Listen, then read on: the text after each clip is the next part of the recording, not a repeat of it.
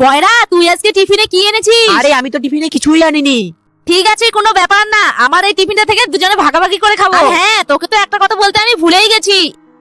এই দেখ, এই টাকাটা আমি আসার পথে কুড়িয়ে পেয়েছি, কিন্তু এই টাকাটা আমি বাড়ি নিয়ে যেতে পারবো না। মা ভাববে আমি চুরি করেছি, তাই এই টাকাটা তুই নিয়ে যা। না বেগনি, আরে আমি রাখ তো। দাদা আমাকে কিছু সাহায্য করো না, আমার মা হাসপাতালে ভর্তি আছে। সর এখান থেকে, সকাল সকাল মাথা খেতে এসে। কাকু কাকু আমাকে কিছু সাহায্য করো না, আমার মা 2 দিন ধরে হাসপাতালে ভর্তি আছে।